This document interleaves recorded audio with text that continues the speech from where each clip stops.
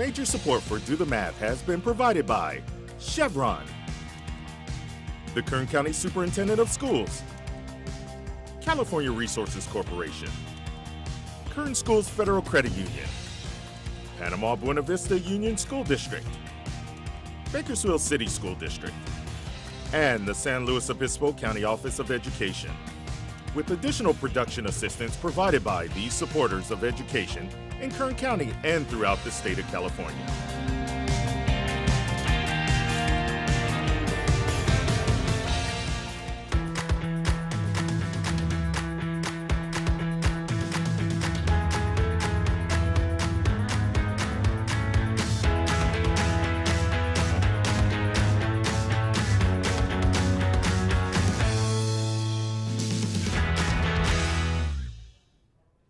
Well, good afternoon and welcome to Do the Math. I'm Michael. And I'm Scott, and if you have a math question for us, please give us a call. If you're here in Bakersfield, the phone number is 636-4357. If you're in San Luis Obispo County, you can give us a call there too. It's toll free, 866-636-6284.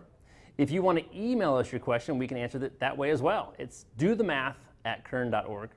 You can watch this show online, dothemathonline.net, and of course, if you want to get a hold of us through social media, Facebook, Instagram, Twitter, and YouTube, all ways to get a hold of us. And just a little note on the emailing one. If you do that, try to do it on a Monday, Tuesday, or Wednesday. If you email us tomorrow on Thursday, of course we'll get it. We'll answer it, reply to you, but it won't be until probably Tuesday of next week. Right. Because we're only here on Tuesdays and Wednesdays. All right, we do have phone tutors available until 5:30. We have a very special guest in studio with us later on this afternoon. We'll be heading up the hill, so we'll find out where Marylou is today. I think the farthest she has traveled yet so far in the many years here and throughout Kern County. But before we do any of that, let's first take a look at today's Math in the News.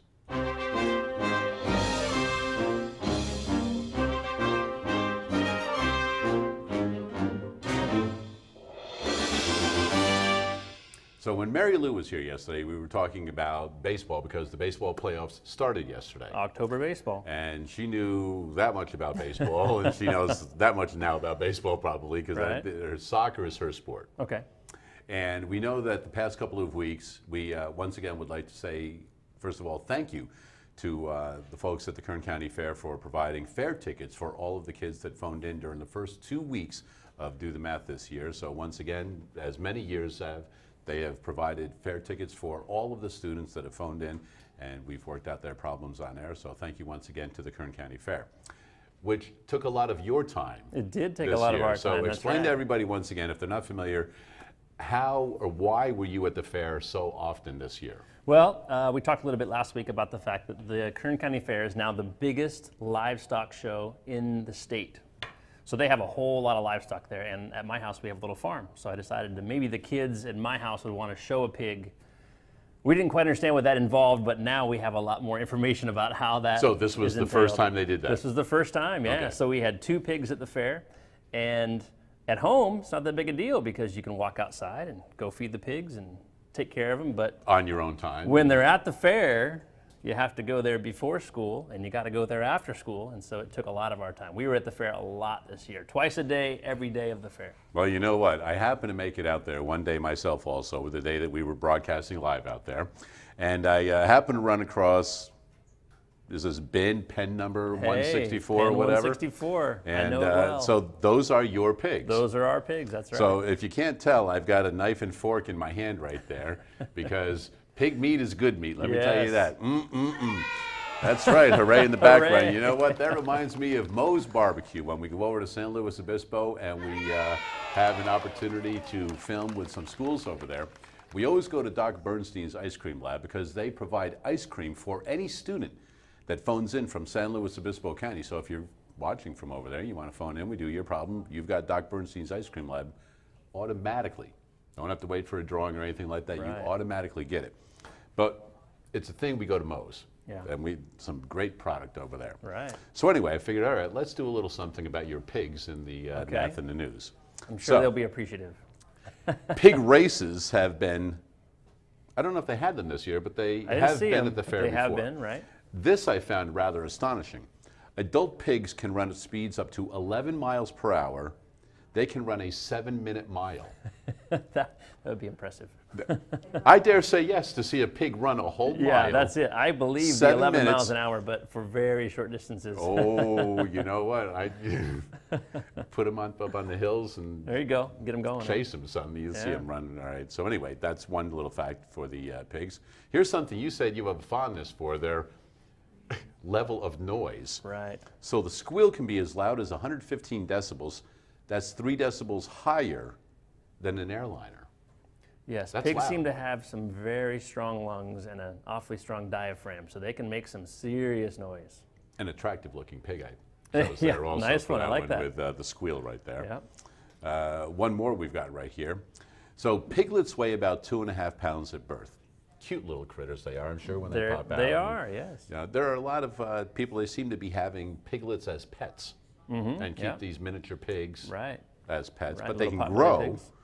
to 700 pounds or more. They keep on growing too. Boy, I'll tell you what, they keep on going even after the fair. If you bring them home, they just keep getting bigger and bigger. So you have to have a year or under pig at the next fair. So the pig that we brought home this year that wasn't quite big enough can't go to the next one because he'll be too big by next year. They keep on growing.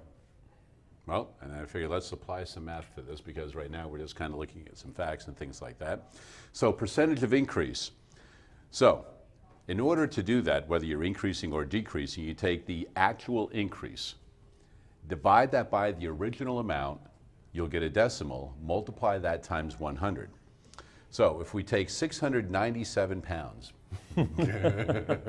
that's the increase in weight, Right. okay, divided by the 3 pounds rounded that they were at birth. Where it started. 232.3. We'll multiply that by 100, so we have over a 23,000% Percent increase increase. in Wow. the size of that pig. Yep. That's just lovely. That's a lot I'm of bacon, digging I'll that. tell A you lot what. of pig right there. Pig meat is good. Yeah. And that is today's Math in the News. 636-4357 is the phone number. We do have phone tutors available until 5:30 on most Tuesdays and Wednesdays throughout the regular school year. As promised, our celebrity of the afternoon is in studio with us right now. How are you? Good. Why don't you introduce yourself to everybody? Let them know also where you go to school and what grade you're in. Hello, I'm Jack Hopkins and I go to Stockdale Elementary and I'm in 4th grade. 4th grade going pretty well? Yes. What's Fine. the best thing about it? I don't know. Is there anything good about it? Because it's going Yes. pretty well. So what's good about it? Probably the math because An it's pretty excellent easy. answer right Good there. Probably answer. the math because it's pretty easy. Good. I'm glad it's easy. Go to the board. We'll waste no more See if we time can with you, challenge young you a man. little Let's bit. get you to work. Okay. All right, here we go. So you and Scott are going to write some things up on the board. So Scott, Jack, pick a single number. Not like 23. It's got to be a single-digit number. Okay. 1. You want to go with one, Mike? Yeah, well, he chose 1, so we're going to go with 1. All right, we'll do a 1. All right, open parentheses up on top there, Scott. Okay. Now, since you chose that, I'm going to go 8 minus x, close parentheses, Okay. plus. Uh-oh. You're looking forward to this one now. All right, Jack, select another number. Another number for you? 2. Well done. Another high. There you go. You're increasing. That's good. Scott, why don't you finish off that set of parentheses? Okay, I think we're going to switch those around a little bit, and we'll do x here plus 3. So, Jack, this How is about that? nothing that you have probably encountered yet. No. Simplifying expressions. Well, since 4th grade math is easy, we're going to get you ready for what will be coming up. Okay. All right, so here you go. Can you tell me a little bit about what parentheses mean, Jack, when you've seen them before? Well, you'll minus what's inside them and we'll add those two, then we'll. Yeah, we have some things to do, right? You'll add Here's a question for you. How about this? If I had a 5 like that, and right next to it I had parentheses 4, do you know what I would do there? What would be done there? It depends if at a plus or minus. Yeah, we don't have a plus or minus, so that's why I'm wondering if you've seen this before. Parentheses mean, if there's nothing else there, they mean multiply, and I'm going to use a little dot right there. So what this means is 5 times 4, because it's right next to it, okay? So when you see a number that's right next to parentheses, it means times. What's that answer, by the way? Well done. Okay, so here we go. Let's go back to our expression, and we see that there's a number on the outside of here, right? And then there's parentheses right next to it. So just to remind ourselves, what does that mean when a number is right next to parentheses? Times. Time, that's right. So I'm going to put a dot here. Do you see another example like that in this problem? Yeah. Where's the other one? Right there. Yep, so I'm going to put times right here, right?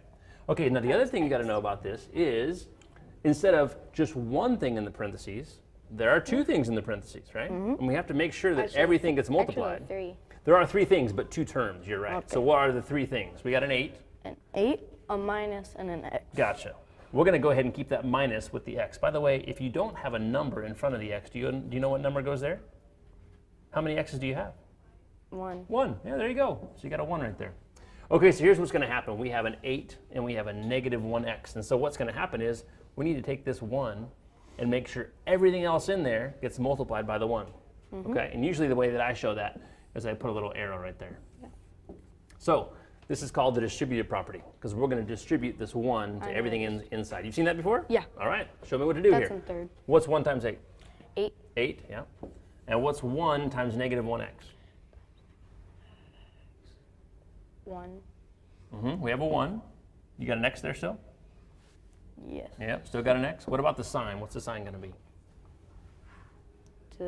We have a positive 1 times a negative 1. Subtraction. Yeah, it's still going to be a negative. That's right. And here's the reason. Because look, we're just multiplying that whole thing times 1. It's exactly the same as you saw it. Now I want you to do the next part because I just showed you how to do the first one. What's going to happen on this next part here? You're going to add 2 to the 8 minus 1, which is 7. So you're going to Hold on, we're not there yet. I want you to do this part. See how you have a 1 outside of here and we Yeah. took care of that? Now this part, see, doesn't have any more parentheses. We want that part over there to be done with parentheses also. Can you get rid of those parentheses by using the distributive property? Yeah. Okay, what do you got? So 2 times. So I'm going to go ahead and put that arrow in like I did before, right? The first step is going to be 2 times x. What's that? 1. So Just 2 times 1. There is a 1 here. I totally agree with you. But what's 2 times 1? 2. 2, and then keep that x in there, okay? So you can go ahead and write 2x next. 2x. Good. And then what's the next part? Times it by, no, add No, we're going to times, just like you said, because we have parentheses, right? x2 minus. So 2 times 3. Yeah. Wait. Gotcha. And tell me about the sign here. The addition. Yep, so go ahead and put addition there. And we're going to go way back to the beginning of that whole thing. Tell me about the 2. What's the sign on the 2? Multiplication. The sign right here? Oh, addition. There you go. Go ahead and put addition in there. 3. All right, now here's what we have. We have now gotten rid of all the parentheses, so we're looking a little bit better, but we have one last thing to do. We like to put things that look the same together, okay? So let's take care of the things that look the same and we'll put them all together. How many X's do you have here? And before you 1. guys keep going, just do me a Sure. favor. I know you'll be doing the 5 and the 4 to get 20. Maybe just eliminate that right now Okay. so that the kids watching at home Don't get don't too think that's confused on part that of one. this problem now. Okay, Plus, it'll give you guys a little more room. yeah, that's a good point. Yeah, we'll be okay. Keep your pen on the writing part. We won't worry about this one too much. So tell me a little bit about, Jack, tell me a little bit about the part that you have there. You got it? Yeah. We have some x's here, right? And this one says negative 1x. Yeah. And then we also have some more x's. What else do we have? Negative 2x Tell me about the sign again. plus. Positive 2x, right? Yeah. Okay, so we want to put all these things together because they happen to be x's. So all that stuff together. So what is 2 minus 1? 1. Yep, there you go. So can you write that underneath here? 1. Yep. Uh-oh, try again. Do you have a writer? I'll go ahead and write it for you. Yeah. 1, and then 1 what? What were we talking about here? 1x. X, that's exactly right. There you go. What else do you think we can put together? Where's the pen? I'm not quite sure where your pen's going to be. Maybe right here? Yeah. Try that. There you Yeah. go. You're back in business. Okay, so now we have some numbers left, right? We got this one, and we got that one. Can you put those together for me? Yeah.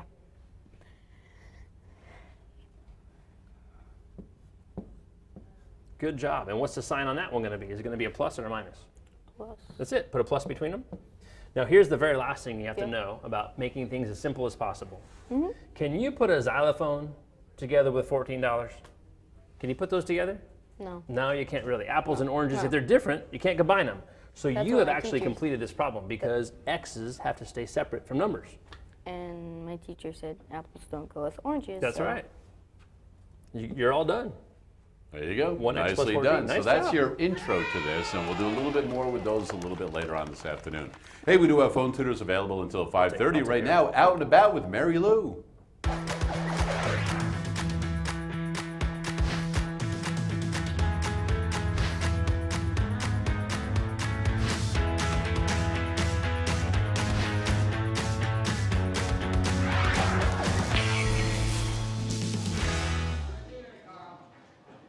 We are live today in Tehachapi at Airstreams Renewables Incorporated, and I am with Rick Gould.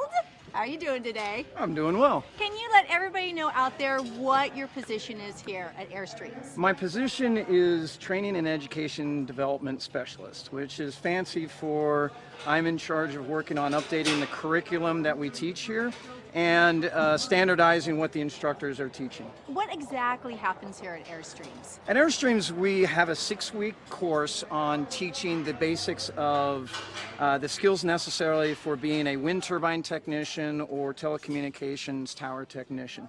The skills we provide can go beyond just those jobs, but that's usually generally our primary focus.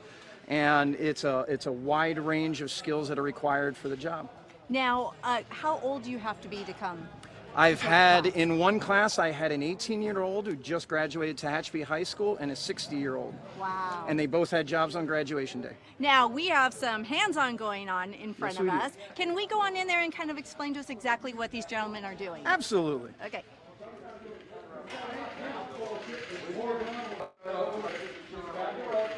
So for us here, getting to the job is just part of the task. Once we get up tower, that's when the work begins. But sometimes just getting up tower, especially when you have a 300-foot ladder to climb, requires obviously physical effort. And because we're 300 feet in the air, or maybe at least several hundred feet in the air, we don't exactly have anybody that can come help us when things go wrong. So what we're teaching here is the basics and fundamentals of how to climb and how to conduct rescues in the event something goes wrong. And you have things going on all over. You have something Oh, going yeah. on over there on that wall, and then way up top here, and then on both sides. We've got several different things going on. We've got some practice climbing going on here to get them used to just climbing up and down a ladder, because climbing up and down a vertical ladder is not the kind of thing that most of us do on a regular basis. We have some rescues going on here up top. We've got victims that are hanging over the side. We've got an individual here that's practicing doing an evacuation using an evacuation descent device. That's he was coming down. He was coming down. Okay, can we kind of go over the rigging that they're attached to? Sure. We have a number of backup safety devices here. So we have some ropes that provide a backup fall protection, and then some devices up there like you see connected to that individual, and that individual, which we call self-retracting lanyard. And that's just a backup for them because it's a training environment. The gear that they're using is what we're trying to focus on them getting used to using. They have a lot of equipment, a harness, fall arrest lanyards, a device that grabs a hold of a cable like you see right here in the corner, and they have to learn how to use all that stuff. How much weight will they have carrying on them? For a basic harness and fall protection equipment, it's probably about at least 30 to 40 pounds of gear. That's a lot. So over there is they're doing a rescue. They're doing a correct? rescue over there. Okay, so obviously, because we have white hats and we have orange hats. The orange hats are The orange hats are the instructors, Helping and so out. that allows us to easily look around and identify where's one of the instructors and one of the staff. What is that And that so- he's turning? Sorry, what is that he's turning That right is now? called I can a kind of see. yeah, it's called a track tail device, and in there is a gear mechanism that grabs a hold of the rope, and there's a wheel that they turn. So it's a mechanical advantage that allows them to just turn that wheel, and they can raise a victim. And in raising that victim, they're able to get that victim up off of whatever might have caught their fall, get them off of that, and then we can lower them down tower. Okay. So other things that help besides that with that rig, what other things do they use to help them bring the victim up? Well, we have some work positioning lanyards, which is a device that connects from one side of the hip to the other. His is at the bottom of his harness there. It's kind of coiled up. You can see them hanging off their harnesses Are we right talking there. like the blue right there? Is that No, what the you're blue is a fall arrest lanyard, but Okay. the what's on his right hip, it looks like a rope kind of okay. coiled up. Yes, I see it. That's what we call a work positioning lanyard. Them to connect to the tower so that they can not have to hang on to the tower and they can use their hands. But we can use that device in a multitude of ways. We can use it to redirect a descent line in the event that we need to lower a victim, but maybe right below them. So in order to get around the obstruction, we might take that work positioning lanyard and pull that descent line out away from the obstruction. We can also use it to package up a victim.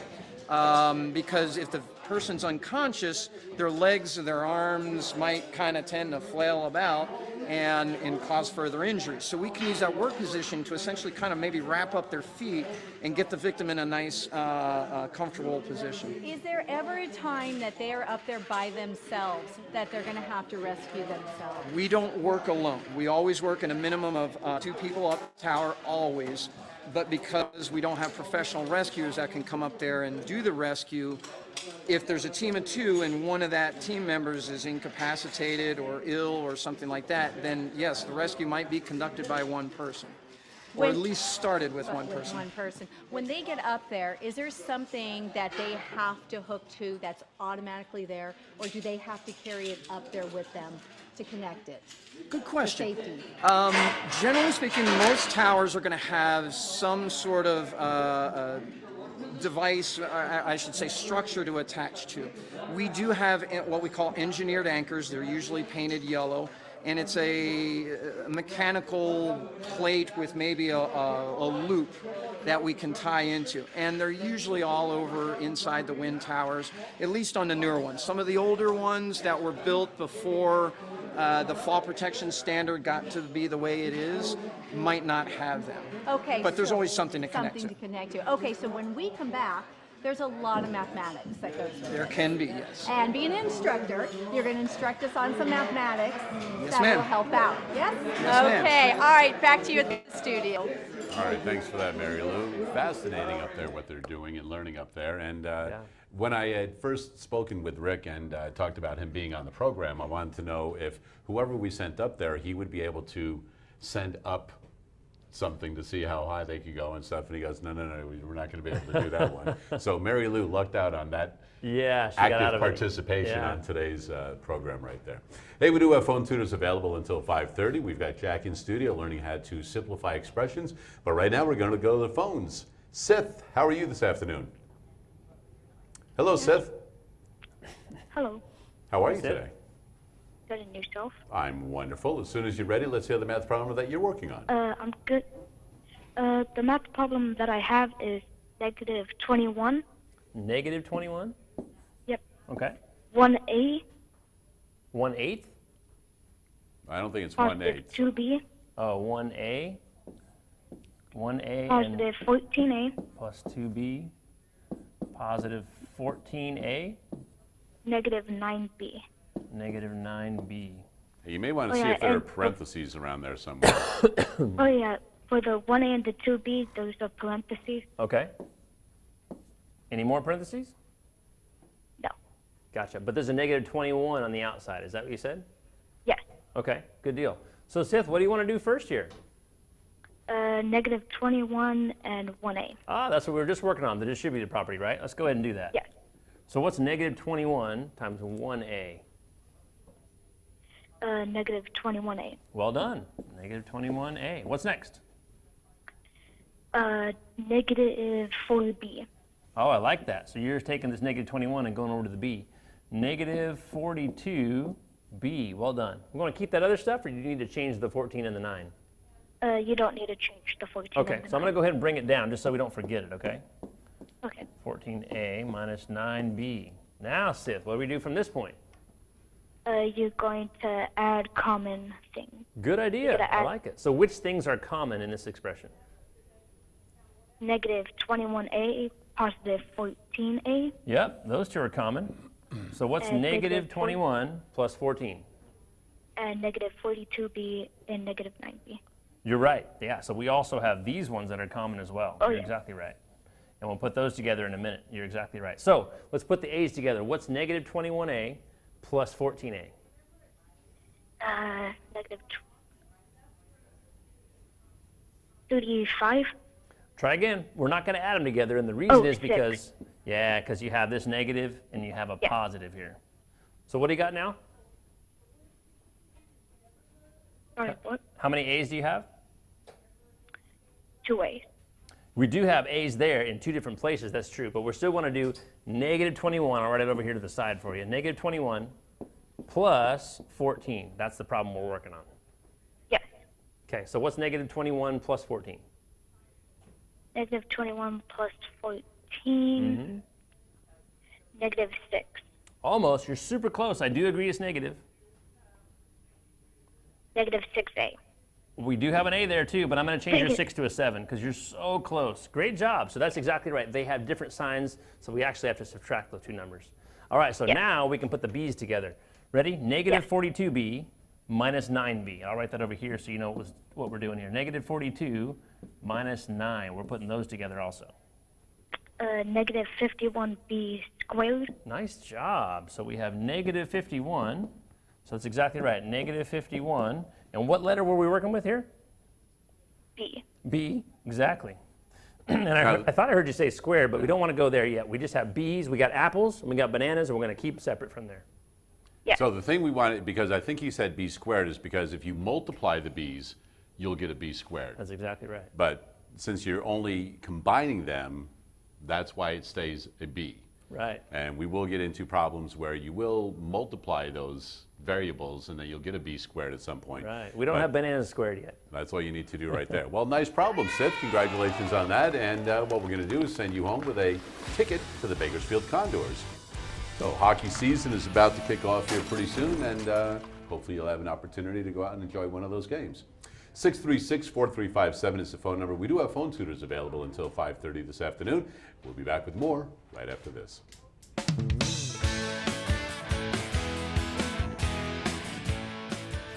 Today we're at General Chapter School, home of the Bobcats, and we're here to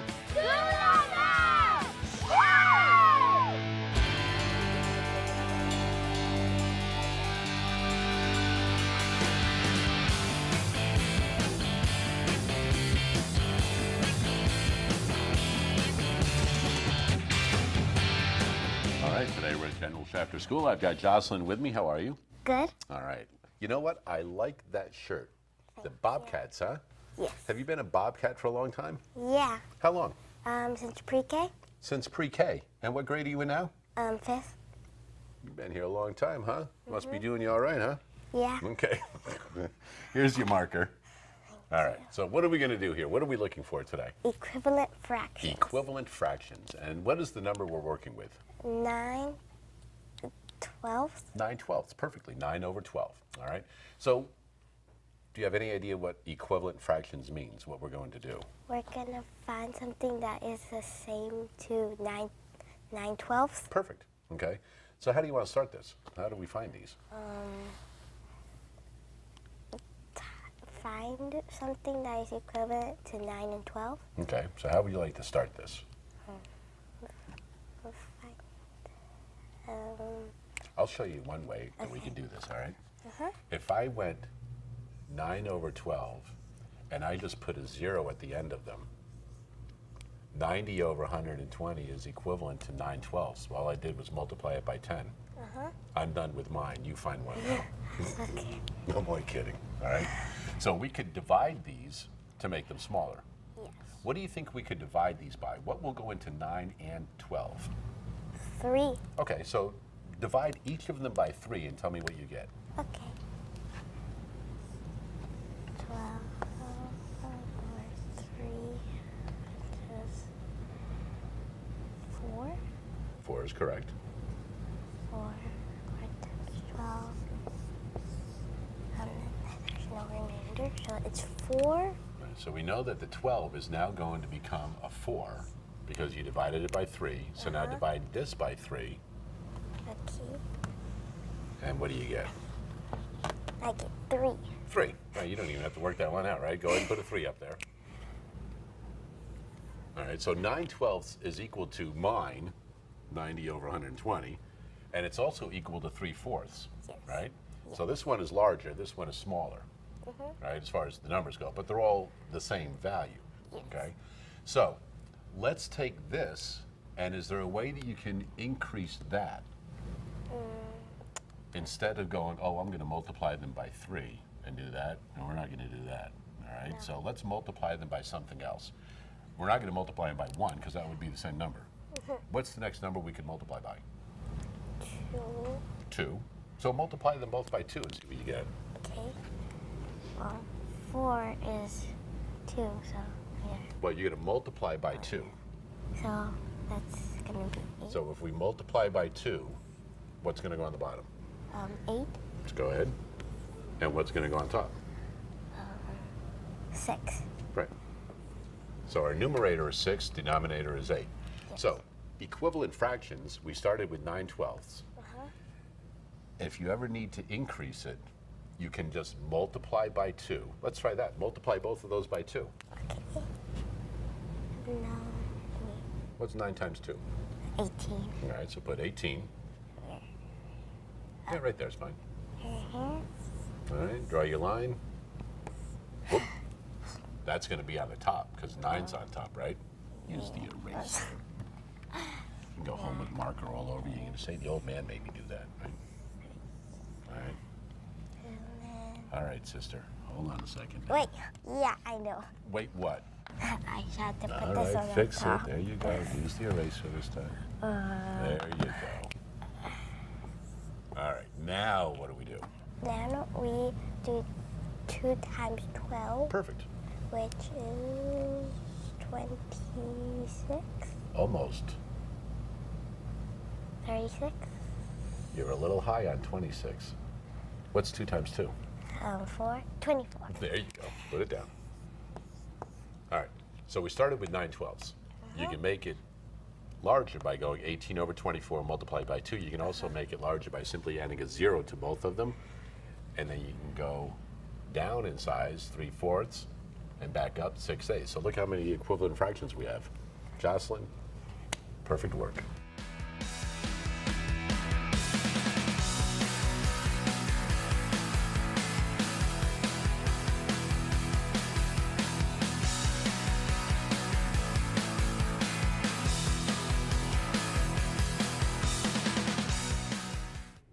All right, well, you know what? We always enjoy going out to those schools, and if you would like Do the Math to visit your school sometime, simply give us a call. The phone numbers are at the bottom of your screen periodically throughout the program. Simply let us know, hey, we'd like you guys to come on out. We want to be part of the show also, and we'll see if we can book you and get you in there right now. Going out and about, it's always fun when Marylou is out and about throughout Kern County, and right now we'll see what kind of math they're doing at Airstreams. We are back live in Tehachapi at Airstreams Renewables Incorporated with Rick Gould. And we were outside watching the students practice rescues. Yes, ma'am. Okay, the course is 6 weeks, correct? Yes, ma'am. And exactly why are the students coming for that? What is their goal? Their goal essentially is to get jobs in wind energy and telecommunications. Again, that's our focus. Our skill set can get them jobs outside of those two industries, but that's typically where our focal point is. So that aspect that we just saw, that's just one part of the job. That's just one aspect of it. That's Okay. just one week of the training. And so they obviously have a classroom Yes, ma'am. where they need to learn some mathematics. Yeah, oh boy. Okay, take it away. Show us what they need to be learning. So there's a wide number of skills that we teach here, and on several of the different areas of our training, one of the first ones is rigging. And we have to teach them how to pick up a large piece of equipment, maybe a 30,000 pound gearbox or a blade that weighs 25,000 pounds. And we have to be able to do this safely. In order to be able to do it safely, we have certain rigging hardware like slings that would be used to pick up these devices. These are just smaller versions of what might be used actually out there in the field. We also have shackles. There's a pretty good shackle. Drop that one might hurt. And we have some smaller ones. And these are just examples of what we might find out there in the field. But the trick is we have to make sure that if we're picking up this 30,000 pound gearbox, that we don't exceed what that equipment is capable of lifting. So we have some math that has to be done in order to figure that out. And one of the things that goes along with doing the math is our rigging handbook here. We have all kinds of tables. You can see there's some formula. I opened right up to some formulas. So we have all kinds of math related. I'm not even trying to, and I'll open right up to Pythagorean's theorem right there. That's what I'm looking at. So we don't get terribly heavy into the math because this is an introduction to rigging. There are multiple levels that can get very, very complicated. But this is a fairly basic math problem here that we might do. So we have this load, whatever it is. I've just got let's say a chunk of steel there. I've got a shackle up top, and I've got a couple slings suspended from it, and then going down to the what we'll call a pick point. Well, one might look at that 30,000 pound weight and think that each one of these slings is carrying 15,000 pounds. Divide the 30,000 by 2. Well, this isn't true. There's actually a lot more stress in each one of these slings than the 15,000 that it appears to be. So we have some math here that we need to figure out. So we might ask ourselves, well, what does that sling need to be capable of? It's more than 15,000, but what is it?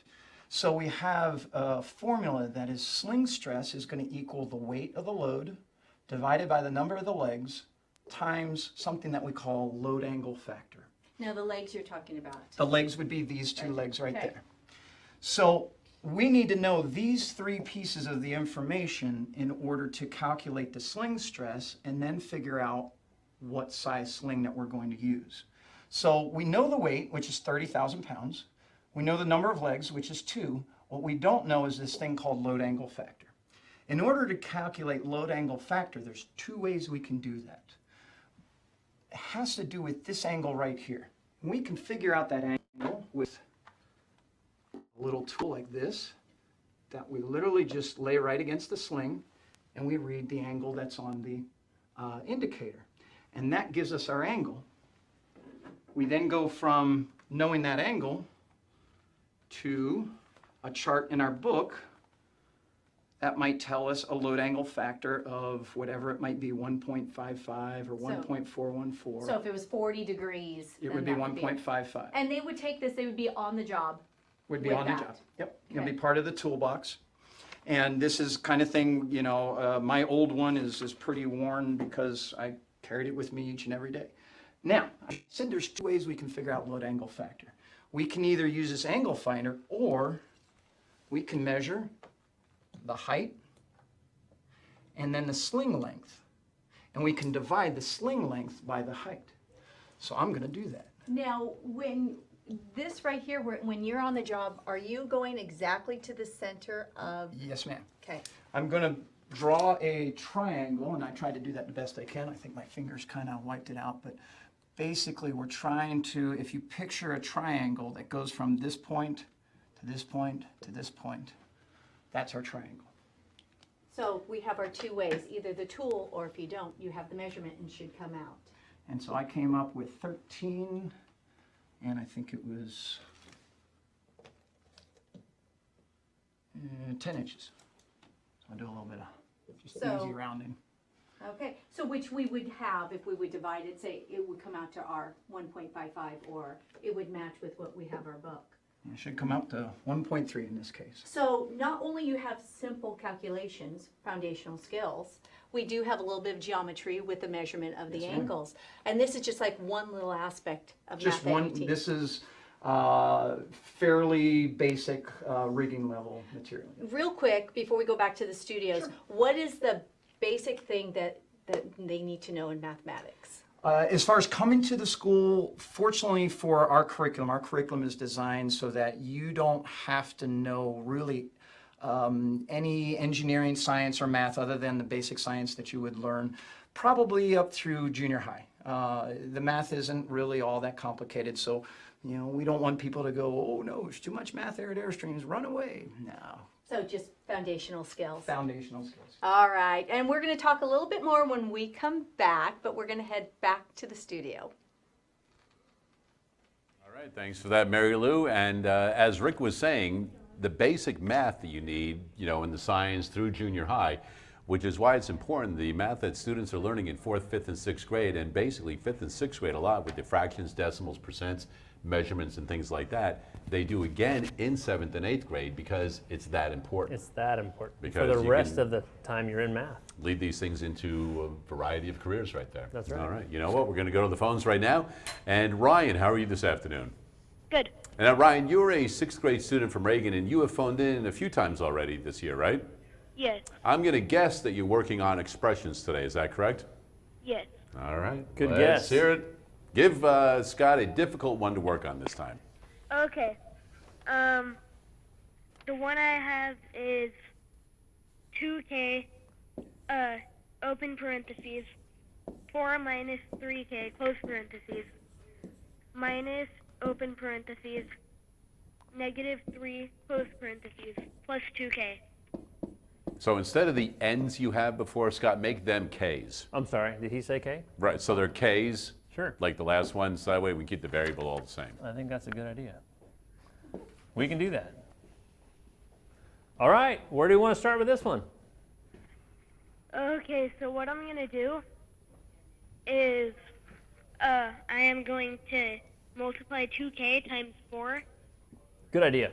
So 2K what I'm times going 4. to get is 8K. 8K. And then I'm going to multiply 2K times negative 3K, and I'm going to get negative 6K squared. Ah, there's the K squared we've been looking for. So we got K times K, and you got K to the second power. Nice job. What about next? We have a really interesting situation in the next part. Okay, so one thing that I just learned, like last week, was that on the negative you put a 1 in front of it. Ah, you don't what a actually great idea. you don't actually like you don't actually subtract the two sides. Right? No, that's great. I like how you did that. So you got a negative 1 there. Ryan's on And what do you want to do with the negative 1? You want to multiply it by the negative, and you're going to get positive. It give you a positive. That's right. Positive what? Positive 3. Positive 3. There you go. And then at the very end, we haven't done anything to this yet, but we will in a minute. We got 2K at the end. Okay, so next, what do you want to do with this one, Ryan? Next thing to do is you are going to,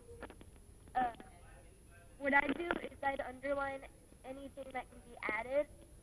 So 8K and 2K can be added. We can add a couple things, sure. 6K can't because Yeah, we can't do that one. That's right. Negative 6K squared. So we're going to keep that one all by itself. But we can add a couple things, right? The 8K, what's that one going to be added to?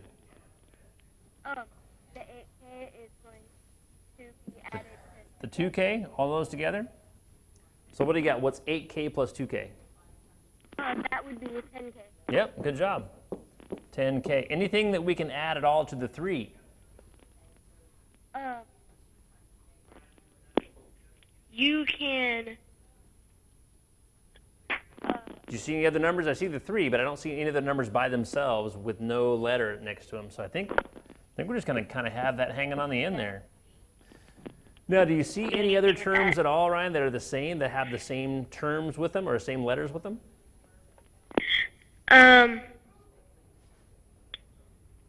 There's not really anything we can do now. Nothing left. And tell me why, if you could, tell me why we're not going to add negative 6K to the second power plus 10K. Really what this is to the first power, right? Why won't we add those together? Because they're not the same. One is squared and Yep. the other isn't. Good job. I really appreciate you saying that. That's exactly right. We have second power, first power, and then at the end, we don't have any Ks at all. So we're all done. Nice job. Okay. Nicely done. Thanks for phoning in. And we do have phone tutors available until 5:30 this afternoon. Young man, time to get you back to work, but we're no longer working on expressions. Time is too valuable, so let's do a time problem. Okay. Over to the board. Let's Gonna take do a look at some the time. problem together. So it says it takes Mick 25 minutes to walk to the car park. So 25 minutes to walk to the park and 45 minutes to drive to work. He needs to get to work by 9 a.m. And we have 9 a.m., okay? What time should he get out of the house in order to get there at 9 o'clock? Wow. So he has to do a little bit of walking, a little bit of driving, right? What do you think we should do first here? Any idea, Jack? Add 25 plus 45. I like it. Can you do that over there? Great idea. Let's figure out how much stuff he has to do before he goes to work. Like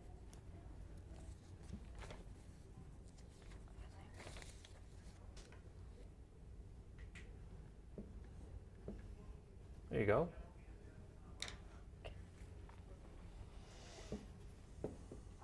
I like how you label them. That's a good, important thing to do so we know what we're talking about, right? Minutes.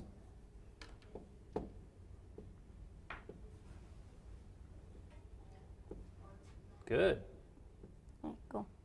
There you go. Let's add them together.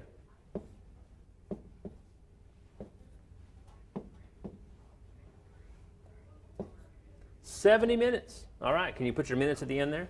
Now tell me how much time 70 minutes is. Like we have 70 minutes, but how many minutes are in an hour? 60. 60. So can we change our 70 minutes to minutes and hours together? Yeah. Okay, you can do that right over there underneath what you've done there. Okay.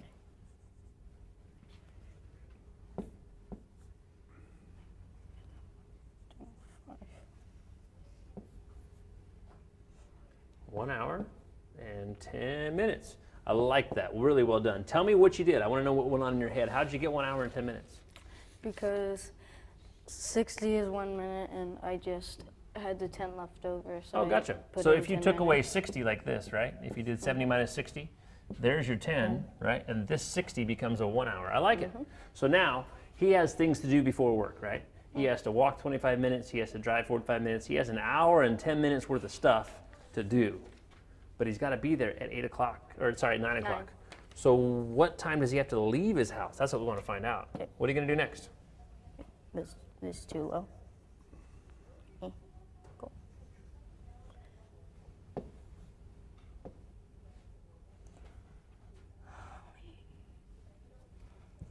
So we certainly have 9. Can you tell me what's going on in your head while you're trying to figure this out? How are we going to work this problem I out? was going to turn that 9 into minutes, Okay. so it'd be easier to subtract. Yeah, we definitely have some minutes to work on there, but this is time. We don't know how, I mean, you could go on minutes forever, right? True. Well, let's try it. Give it a try. See what you got. So we have 9 o'clock, right? I'm doing a And we have to go backwards in time. I'm doing a different problem right now to see if I can find it out. That would give you a whole lot of minutes. Think about this though, right? We have 9 o'clock on the clock, right? We have, if you have a clock here, and we have 9 o'clock, right? We have to go backwards in time so that we can figure out when he has to leave if he was going to spend an hour and 10 minutes going on. So I like what you're thinking here, but maybe we don't need to change it all to minutes. Go ahead and keep the 9. That's all right. What if we do this? What if we do a 9 o'clock, right? This is 9 o'clock, but we want to take away what you had here, 1 hour and 10 minutes. That's kind of a fun way to do it, right? But it's really interesting to see what happens here because, now tell me, slow down just a little bit, Jack. Ready? That's great. I like what you've done. You borrowed an hour, right? That's awesome. Yeah.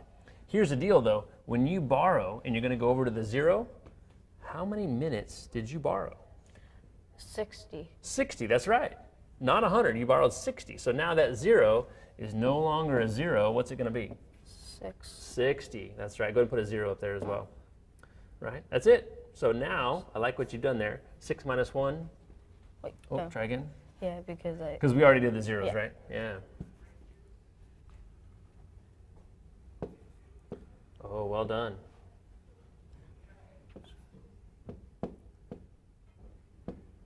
$7:50 a.m. or p.m.?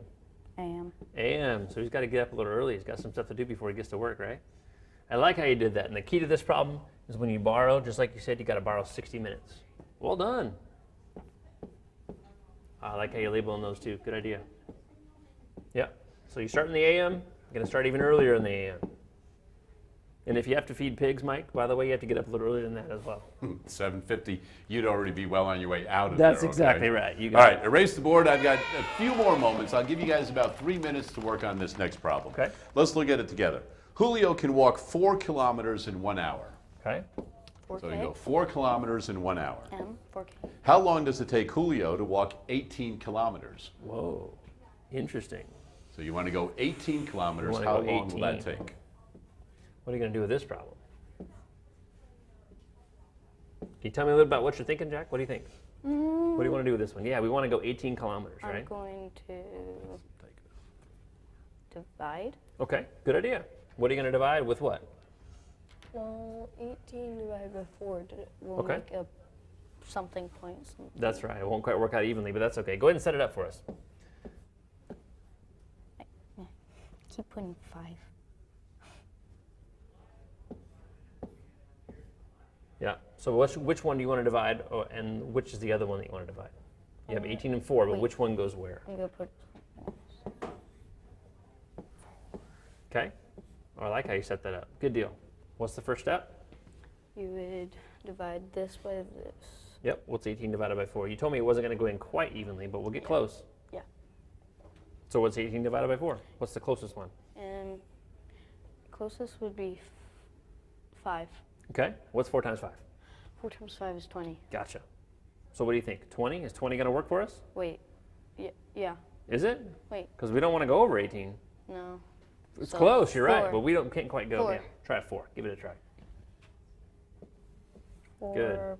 point something. 4 point something. So let's go ahead and keep on going. If you want to go point, then we can go ahead and add a decimal here, and we'll add a 0 there in just a minute. 18.0. Ready? What's 4 times 4? 4 times 4 is 16. Good. So we're not over. You can put that underneath. And subtract. Yep. And bring down that 0 that we added on the end there. Wait, that's too long. It's a long arrow you got there. Yeah.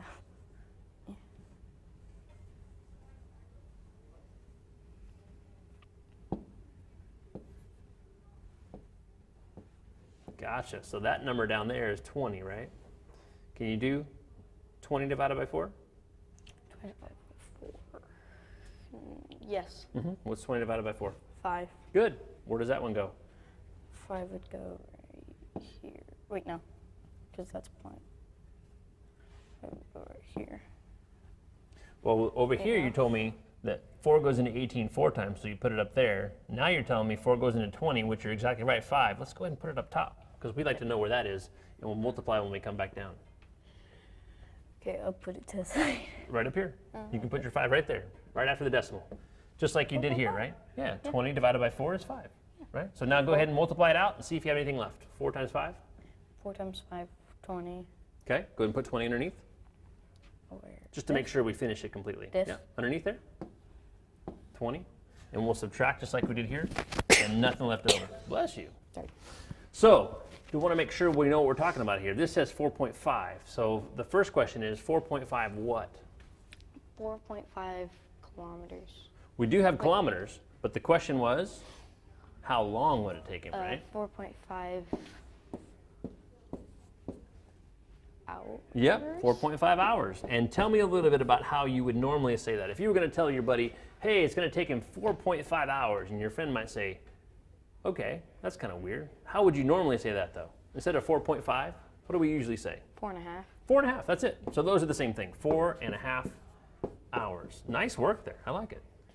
There you go, nicely done. And Jack, I dare say you have learned quite a bit of math today that you're going to be doing at least in 5th and 6th grade, if not sooner in 4th grade, and hopefully you will get to some of this in 4th grade at some point. Yep. Hey, we do have phone tutors available until 5:30 this afternoon. We're going to head out one last time to Marylou and Rick at Airstreams. We are back live with Rick Gould from Airstreams Renewables Incorporated in Tehachapi. And I want to go where we left off. We were talking about the tension on the lines, correct? So let's kind of finish off this problem because we kind of stopped here.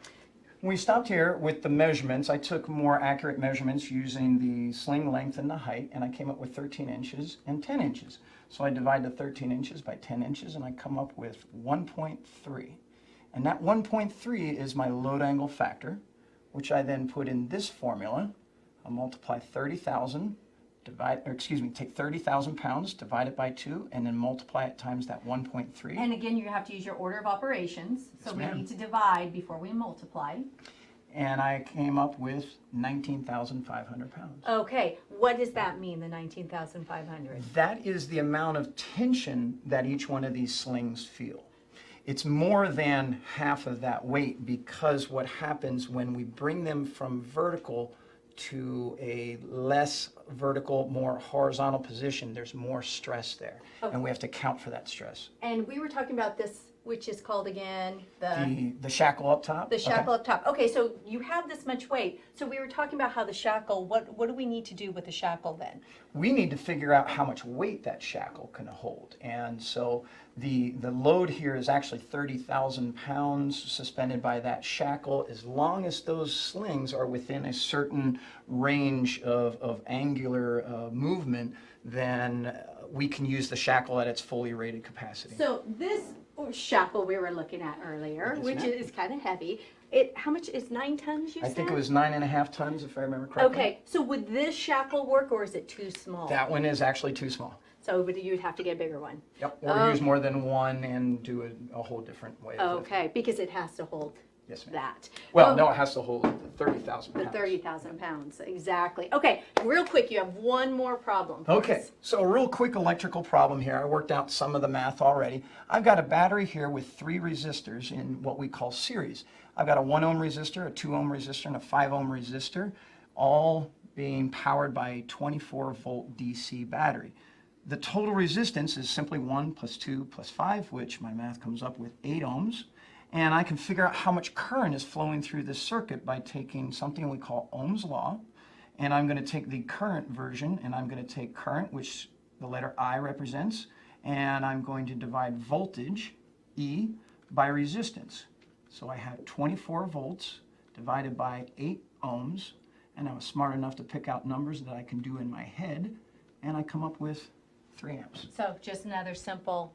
Another simple math problem. Okay. Now, there was one thing, because we were out there and there's a lot of gentlemen out there. Yes, ma'am. What about the women? They do absolutely fine. I have had a prior Marine that went through here that absolutely knocked my socks off. She was amazing from day one to the end and the last day. And so it really doesn't matter what your background is, what your education level is, what gender is, what your color is. Here at Airstreams, we're obviously equal opportunity, and the industry is very widely equal opportunities. What is their goal? Once they're done with 6 weeks, what is their goal from there? Their goal is to obviously get a job. We operate in a very short time frame because our business model aims at somebody who needs to get a job very soon. So they don't have 2 years to go through a college program. We give them a crash course in introduction and a bunch of different skills so that they can go out there and get jobs. We also provide job placement assistance, and we train them on how to interview and do resumes. Well, first of all, thank you so much for letting us come out today. Absolutely. This is a little gift Well, from us to well, say thank you. thank you. And I have to say, the knowledge you have is amazing. The time has been wonderful. And again, thank you for allowing us to come out here it was my and pleasure. check it all out. And obviously, back to you guys at the studio. All right, thanks for that, Marylou, and thank you, Rick, also for inviting us up to Airstreams up in Tehachapi, a fascinating little thing that they've got going on up there. And he was actually part of the BC Symposium when I went out there, and that's how I met Rick, and we started talking about what each of us did, and figured, hey, this would be a perfect opportunity to highlight that program on Do the Math. One final duty for you this afternoon.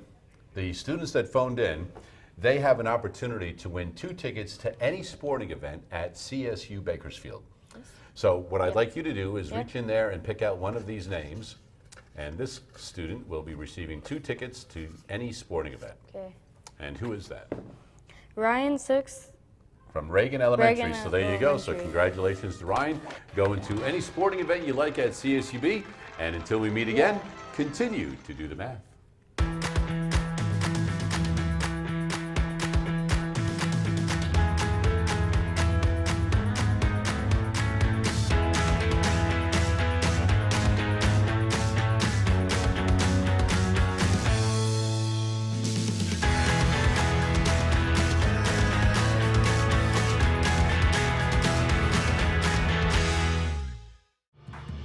Major support for Do the Math has been provided by Chevron, the Kern County Superintendent of Schools, California Resources Corporation, Kern Schools Federal Credit Union, Panama-Buena Vista Union School District, Bakersfield City School District, and the San Luis Obispo County Office of Education, with additional production assistance provided by these supporters of education in Kern County and throughout the state of California.